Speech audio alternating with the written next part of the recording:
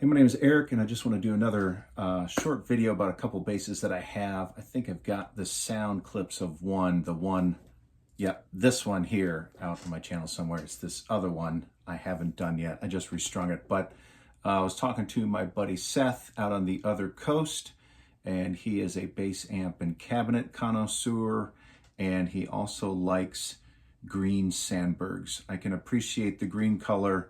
I've not had a lot of experience with Sandbergs. I won't hold that against him. I hear they're good basses, but he was asking about this one right here because I have it in another picture. If I can, I'll throw that up in the video. We'll see how my iPhone iMovie prowess is. But I just want to talk a little bit about these basses, and then I'll go into the history of why I have them. So this first one, both of them are made by a North Carolina luthier named Gaddis Tippet. Not very well known. You could try Googling it. There might be a couple of posts. I've got a post out on talkbass.com that talks about it. You find maybe one or two other posts, not many, but that's why there's the G on the headstock and on the truss rod cover.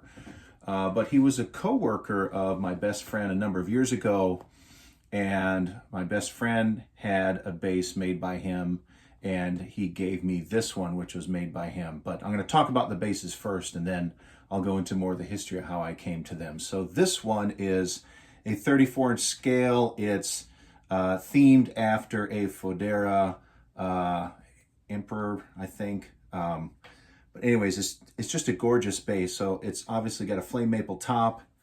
It has a really nice mahogany back with a zebra wood electronic cavity cover.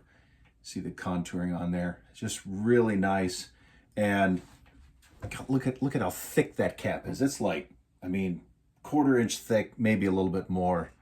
Just gorgeous. The mahogany is really nice. The neck is maple and rosewood with it's an ebony fretboard, 22 frets, I believe, stainless steel frets. And then he did some nice work on the headstock with the flame maple, and you can see where he's added that in, especially when you look at the top. But very well done. I don't know what that wood there is that's sandwiched in between, but he sandwiched a little layer even in on the body. You can see that on there. But what's interesting about this bass is he used a tone block in the bridge. So you can see it's multiple pieces of rosewood. If I had the bridge removed, you could see it better, but it is a rosewood tone block that mounts onto that mahogany. The net result is this is the bass by which I compare everything else to. This is the main bass I use in the Christian metal band that I'm in. For the worship team, I use my Bill Dickens, and now I've been playing my 9-string Conklin. But this is like the main bass there because it just gives a really good punch to the lows and low mids. It really cuts through the mix nicely. Now I have to turn up the highs and the high mids a little bit. This has a Bartolini NTMB preamp, 2 volumes, bass, mids, and treble with the mid-frequency switch there. Of course, I can go to passive. But the pickups, I think they're just regular Bartolini jazz pickups. They're a little bit dark. I found that with a lot of Bartolini stuff, maybe a little bit dark. Sounds great. So I turn up the highs a little bit, and it just sounds wonderful. Of course, it's got that, what's a bridge? I can't remember the name. But I really like basses with open bridges like this, easy to change the strings out. I'm using Kalium balanced tension hybrid steel strings. And I think the B string on here is a 148. Found that works best. This is 34-inch scale again. Brass nut. Looks like it's a mahogany truss rod cover that he put the inlays in there. Gosh, this is just an incredible sounding bass. It's, like I said, it's the one by which I compare all the others to. And depending on the lighting, because of this natural finish, it is just a matte finish. If under like blue or red LEDs, that really reflects that light well. That color really seems to pop. Now this other bass, it's also Gaddis Tippet. This one is a 35-inch scale, still with the Bartolini NTMB preamp and Bartolini jazz pickups. These jazz pickups are spaced a little bit closer to the bridge. This has a more thinner sound to it. I think that might be a rosewood fretboard, although it could be something else, but the rosewood is really dark. This one also has, I'm not sure what all the wood is. Looks like rosewood on the back there. Potentially bloodwood, I don't know, but there's something sandwiched in here in the neck joint. I wonder, I'm not sure if that's ash. I really don't know. I mean, it could still be a maple top. And he also matched the headstock with some maple on it as well on the sides. But this was my friend's main bass, and they have very similar tones, and this one is maybe a little bit thinner sounding due to the placement of the pickups. Also brass nut. And I just put these, actually I put new strings on that one and put those Kaliums on this one because they still sound good, and I need to go get a sound sample of this.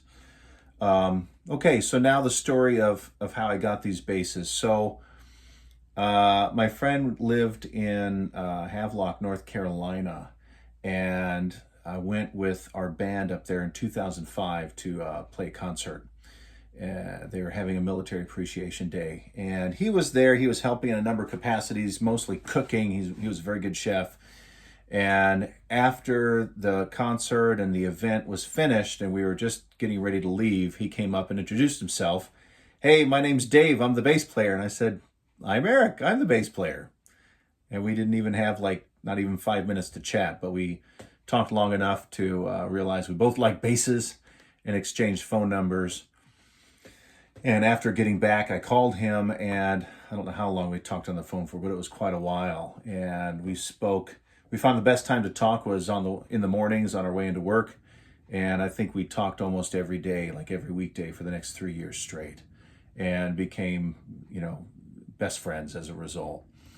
So fast forward a few years, I had a Dingwall at the time, but I wasn't very good with money. So I wound up having to sell the Dingwall. I picked up an inexpensive Jackson 5-string and was trying to use that. And for whatever reason, he felt inspired to gift me this other bass.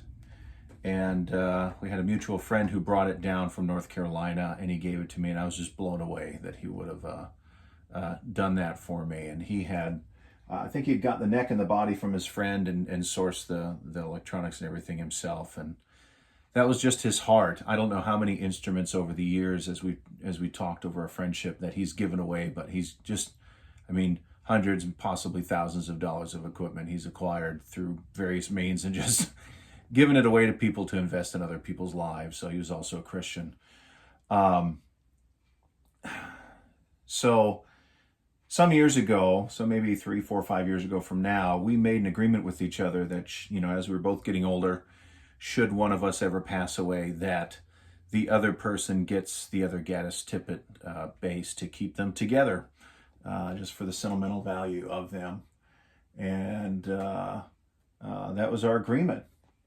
And unfortunately, this was a little less than a year ago. It was November. He had a cancerous mass, actually a year and a half ago.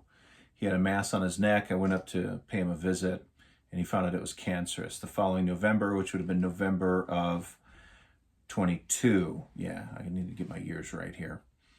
November of 22, he went in for surgery to try and have that mass removed, and they couldn't get all of it out. It was wrapped around his carotid artery, unfortunately. So despite chemo and a number of other treatments, it went away for a little while, but then it started growing back. And I went to visit him. Well, this month makes about a year. It was August of last year during his final days, and he made me leave with this bass. And it felt really awkward for me at the time. But, that was his wish, and, I already have something to remember him by, but I now have this as well. And I don't know, it just brings back a lot of sometimes hard memories, but good memories for me. And I appreciate his friendship over the years. You know, we only saw each other probably a handful of times in person since that time we met together. Most of our time was spent talking on the phone. We probably only saw each other in person 9 or 10 times after that, and like 2 or 3 of them was really within literally the last 2 years from right now. So we didn't have to see each other in person to have a really good friendship because of how much we talked and our common interests. So I really don't know what else to say. I'm just grateful for the relationship I had with my friend over the years, his investment. We invested in each other. We were there for each other, you know, during tough times, and supported each other through various hardships. And of course, he played bass for his church there in Havelock, North Carolina. And I think his last place he lived was like New Bern. And, you know, I played his bass down here. And so that's pretty much it. Doing this video for posterity's sake to explain the history of these. And that's pretty much it.